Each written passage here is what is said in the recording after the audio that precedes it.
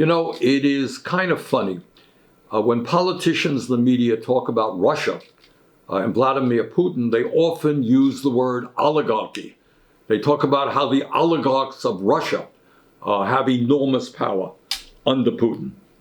But strangely enough, the term oligarchy is very rarely used to describe what's happening in the United States, or in fact, what's happening around the world. But guess what? Oligarchy is a global phenomenon, and it is headquartered right here in the United States. The fact of the matter is, and we don't talk about it very much, but this is the reality, a small number of incredibly wealthy billionaires own and control much of the global economy, period. End of discussion. And increasingly, they own and control our government through a corrupt campaign finance system. Since 2020, 5 billion people all over the world have become poorer, while the world's 5 richest billionaires have more than doubled their fortunes at a rate of $14 million per hour. And listen to this. Elon Musk, the world's wealthiest man, has added $120 billion to his fortune just since election day. Got that? $120 billion since election day. While Jeff Bezos, number 2 guy, he only became $67 billion richer in the last month. And Mark Zuckerberg, he became $90 billion richer this year alone. In other words, the people on top who are already phenomenally rich are becoming incredibly richer. Over the past decade, the wealthiest 1% of the global population amassed $42 trillion in new wealth, while the wealth of the bottom half of society barely budged.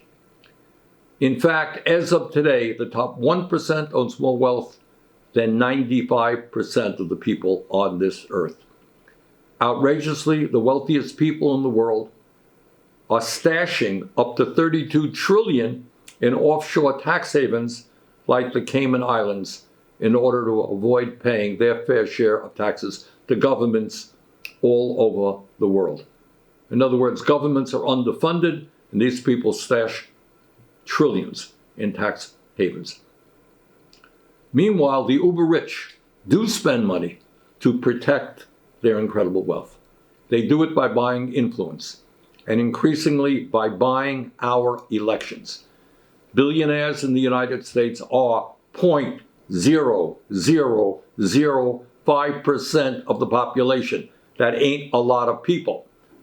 Yet they accounted for 18% of 2024 electoral spending. Tiny number of people spending huge amounts of money to buy elections. Just 150 billionaire families spent nearly $2 billion to buy our recent elections. Elon Musk alone spent at least $277 million to back Donald Trump. How's that? One guy, $277 million. And we saw the results of that investment working pretty good for him. The major defense contractors spent over $38 million this election cycle. And you know what? They're going to have $1 trillion military budget with enormous amounts of waste and fraud in it. And AIPAC, a billionaire-funded super PAC, spent over $100 million to defeat members of Congress who are critical of the extremist right-wing Netanyahu government in Israel and the horrific war they are waging in Gaza.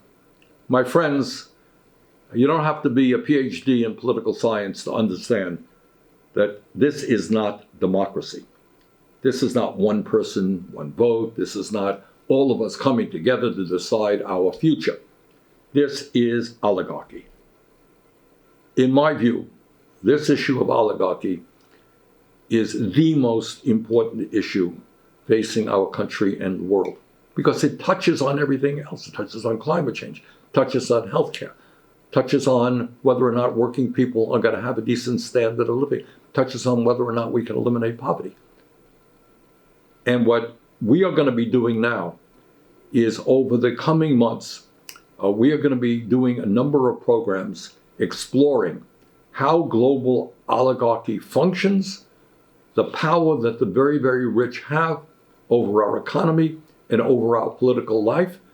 We're going to be talking about the tax havens they use and how they avoid paying their fair share of taxes.